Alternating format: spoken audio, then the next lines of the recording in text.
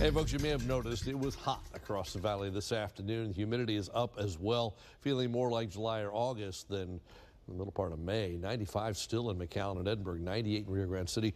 Everybody west of here, west of I-69C, touched 100 or warmer today. East of that, readings were mostly in the upper 90s. The coast, Port Isabel's 84. The island topped out at 83 this afternoon, so a very warm day, pretty much valley-wide. Overnight, we drop into the upper 70s. That's about it. No cooler than that. And then tomorrow during the daytime, temperatures again back up to 100 in the west, mostly in the 90s across the rest of the valley. Winds light out of the southeast, not much more than about 5 to 10. So another very warm day. And for the most part, during the daylight hours, it's going to be dry. It's tomorrow night.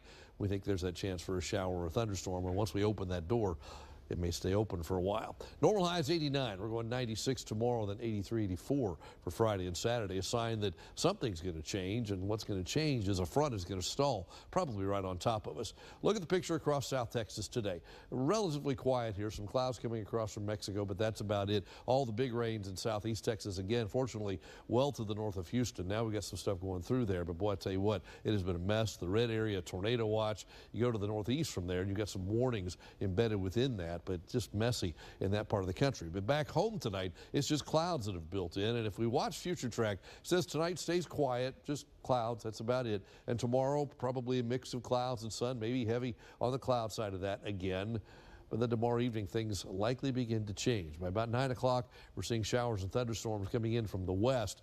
By the time you get to midnight, the newest model run says, yes, there's still some thunder and lightning in this, but it's mostly just rain and sometimes heavy by midnight. And then it pushes eastward, and by 6 or 7 a.m., this front on top of us just stalls and goes nowhere. And as long as it's nearby, showers, even a thunderstorm or two, likely from tomorrow night into Friday, continuing into Saturday. Notice some pretty intense stuff in there Saturday. Even Sunday, the front will begin to wash out, but at that point, still spotty storms are possible all the way into and through the weekend. Looks like best chance is probably not tomorrow night, Thursday night into Friday, then another good chance Friday night into Saturday, but we're keeping it all 40, 60, 50%.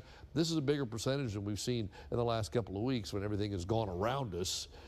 Probably a better chance of that front stalling here. That stuff will at least get parts of the valley. There's the front coming down from the north. By tomorrow afternoon, it's about Austin to San Antonio. Some showers ahead of it near Del Rio, but it just continues pushing southward. And Friday, it's very close and becomes the focal point for shower and thunderstorm development, not just here, but all the way up the front into Houston. They're going to see more rain likely as we head into the weekend. Finally, by Sunday, all this will begin to fall apart. And early next week, looks like it should be dry, at least mainly dry by that point.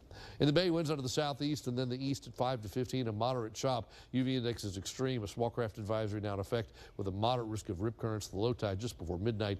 The high tide 10:04 tomorrow morning.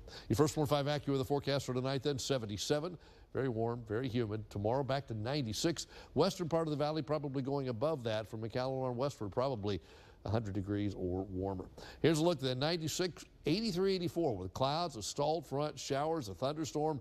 And then you get into Sunday by Mother's Day, only 85. And then we're back into the mid to upper 80s, pushing 90 by the time we get to the middle part of next week. That's your updated First 1-5 forecast.